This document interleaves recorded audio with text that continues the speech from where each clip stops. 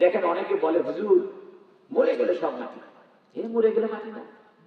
অনেকে কয় মরে গেলে যে শাস্ত্রের ভিতরে দেখাচ্ছে, আমি বলে হ্যাঁ দেখাচ্ছে। প্রমাণটা শোনেন, মানুষ যখন অজ্ঞান করে না, অপারেশন করা লাগে, অজ্ঞান করার পরে পেট পুটটাকে ছাপা, কোনো ব্যথা পাচ্ছে না। পরে যখন জ্ঞান ফিরে আসে তখন বোঝে ওরে মারে বেদনা বেদনা বেদনা, ঠিক কিনা? যতক্ষণ পর্যন্ত অজ্ঞানের ওষুধ কাজ করছে ততক্ষণ পর্যন্ত ব্যথা লাগে। আল্লাহ আখিরাত থেকে আমাদেরকে অজ্ঞান করে রাখছে, এই জন্য রুহের উপরে কষ্ট হলেও টের পাচ্ছি না, রুহ অসুস্থ হলেও টের পাচ্ছি না।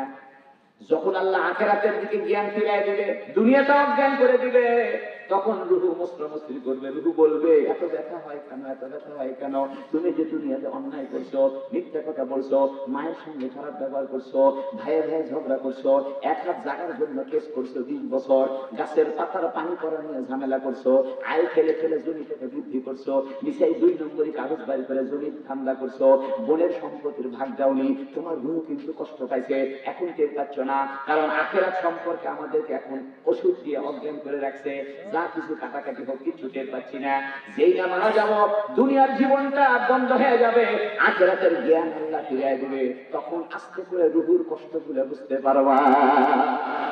ও বন্ধু, কিতাবের ভিতরে কথা লিখছে, মানুষে বলে আমরা মরে গেলে রুহের উপরে শাস্তি হবে, টের পাই না তো, রুহের অসুখ হয় আমরা টের পাই না তো, টের তো পাইবে না। আখিরাতের অজ্ঞানের ওষুধ দিয়ে রাখছে, আখিরাতের সম্পর্কে ক্লোজ করে রাখছে, দুনিয়া সম্পর্কে তাজা করে রাখছে। যখন মরে যাবে দুনিয়াটা ক্লোজ হয়ে যাবে, আর আখিরাতের দরজা খুলে যাবে, তখন এই দেহের উপরে কোনো শাস্তি হবে না, শাস্তিটা হবে রুহের উপরে, ঠিক কিনা? যে ব্যক্তি কোরআন তেলাওয়াত করে, যে ব্যক্তি কোরআন তেলাওয়াত করে, কোরআনের সূরাগুলো মুখস্থ করে, কোরআনের উপরে আমল করে, কোরআনের রাষ্ট্র ব্যবস্থা চায়, ওই লোকটার উপরে আল্লাহ শান্তি আর জান্নাতের ফয়সালা রাখছে। একটা কথা বলে শেষ করি, হিন্দুদের কোন হাফেজ নেই, আছে? হিন্দুদের একটা ধর্মীয় গ্রন্থ আছে, নাম হলো গীতা, শ্রীমদ ভগবত গীতা। গোটা দুনিয়ার হিন্দুদেরকে যদি জোর করে বলেন এ ভাই তোমাদের গীতা একটা হাফেজ দেবেন, পারবে না।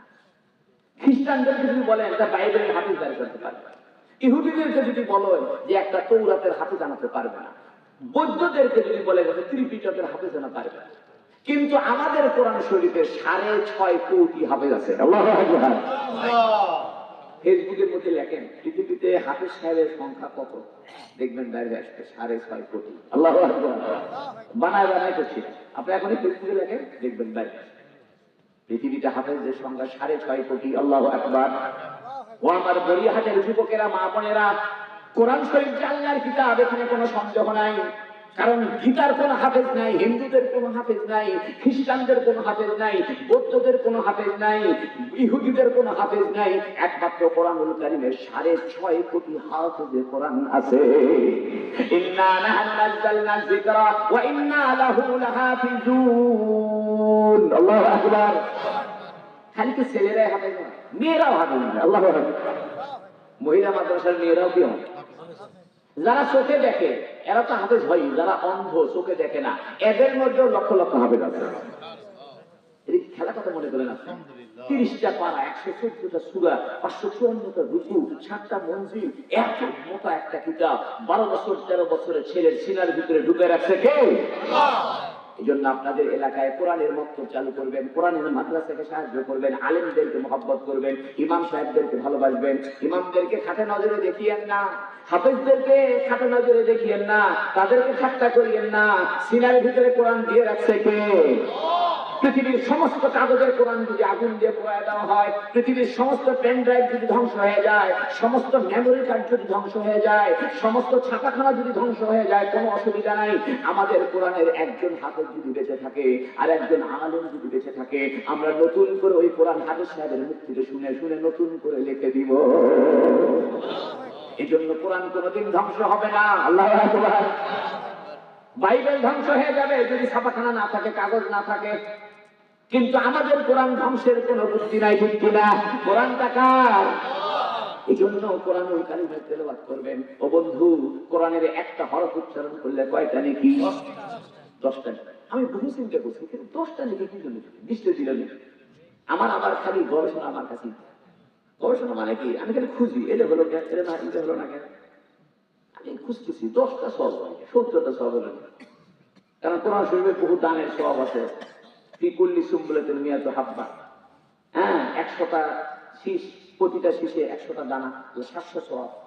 তালিফ করলে 700 সব হবে বা 70টা হবে, 10টাকে। পরে একদিন হঠাৎ করে এটা খুঁজে পাইছি, সেটা হলো নবীর জবান থেকে কোরআন বাইর হয়েছে। আল্লাহু আকবার। কোরআনটা পৃথিবীতে সর্বপ্রথম উচ্চারণ করছে কে? রাসূলুল্লাহ সাল্লাল্লাহু আলাইহি ওয়াসাল্লাম। আর রাসূলের উপর একবার দরুদ পড়লে সব হয় কয়টা? 10টা, মানে 1 এ 10, একই কি? তাহলে নবীর জবান থেকে যে আলিফ বাইর হয়েছে, তাহলে আলিফ যদি আমি পড়ি তাহলে 1 এ 10। ওই হাদিসের সাথে মিল ফেলাইছে। যে ব্যক্তি নবীর উপরে একবার দরুদ পড়ে, আল্লাহ তার উপর কয়বার রহমত করে?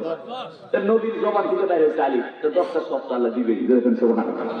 এই জন্য জাদু সাইড কিতাবে লেখছে, কেউ যদি একবার দরুদ শরীফ পড়ে, তার উপরে 10টা রহমত হবে, 10টা বিপদ দূর হবে, 10টা মুসিবত দূর হবে, 10টা প্রয়োজন পূর্ণ হবে, 10টা মর্যাদা বৃদ্ধি পাবে। আল্লাহু আকবার। বন্ধুরে আমার দরুদের আমল ছাড়িও না, দরুদের উপরে আমল করো, নবীর সাথে কানেকশন বাড়াও, আর কোরআনের তেলাওয়াত করো, 5 ওয়াক্ত নামাজ পড়ো, রাস্তা দিয়ে হাঁটে যাচ্ছ, জবানকে বন্ধ রাখিও না, এই জবান দিয়ে দরুদ শরীফ পড়তে থাকো। প্রত্যেকদিন সকালবেলা 100 বার দরুদ, বিকালে 100 বার দরুদ শরীফ পড়ো। তা যদি না পড়ো, নামাজের পরে 20 বার করে পড়ো। ফজরের নামাজের পরে 20 বার, যোহরের পরে 20 বার, মাগরিবের পরে 20 বার, আসরের পরে 20 বার, তাহলে 5 20 100। এটা সময় রাখবে না। 10 বার দরুদ, 20 বার দরুদ শরীফ কোনো টাইমের ব্যাপার না। 2 মিনিটের মধ্যে আপনার 10 বার দরুদ শরীফ হয়ে যাবে। একবার দরুদ শরীফ পড়লে 10টা রহমত হয়, 10টা বিপদ দূর হয়, 10টা অসুখ ভালো হয়, 10টা মর্যাদা বৃদ্ধি পায়, 10টা লোকের অন্তরে তোমার প্রতি মহব্বত সৃষ্টি হয়। আল্লাহু আকবার। ও বন্ধু, তুমি দরুদ শরীফ পড়লে না, আসো আমলের নিয়ত করো। সারা রাত ধরে মাহফিল শুনলে, একটা আমলও করলে না, তুমিও শেষ, আমিও শেষ, ঠিক কিনা? আল্লাহ তুমি কি ওয়াজ করে আসছো, একটা লোক তো আমল করে। ওয়াজ কি শোনার জন্য না আমল করার জন্য? আমলের জন্য। আমরা ইনশাআল্লাহ বেশি বেশি দরুদের আমল করব, পারবো তো ইনশাআল্লাহ? যারা কোরআন শরীফ পারেন না, কোরআন শরীফ শিখে নেবেন ইনশাআল্লাহ। ভয়ের কিছু নাই, লজ্জার কিছু নাই, কোরআন শরীফ বড় সহজ। আল্লাহ ইয়াসসারনাল কোরআনে যিকরি ফাআল মিন মুদ্দাকির। আমি কোরআন সহজ করে নাযিল করেছি, কেউ বুঝার কেউ আছে? আপনি যদি কোরআন শরীফ কষ্ট করে পড়তে চেষ্টা করেন, ভুলও করেন, ডবল সওয়াব হবে। আল্লাহু আকবার। হাদিসে আছে, একটা হলো কষ্ট করার সওয়াব, আর একটা হলো পড়ার সওয়াব। আল্লাহু আকবার। একজন বুড়া মানুষ নতুন করে কোরআন শরীফ শিখছে, পড়তে খালি বাইরে যায়, বাইরে যায়, আটকে যায়, আটকে যায়। হাদিসে আছে তার 2টা সওয়াব হবে, একটা তেলাওয়াতের সওয়াব, আর একটা কষ্ট করে আটকে যাওয়ার জন্য ডবল সওয়াব। আল্লাহ রাব্বুল আলামিন আমাদের সবাইকে কবুল করুক। সভাপতি সাহেব আমাদের সবাইকে কবুল করুক, বলেন আমিন।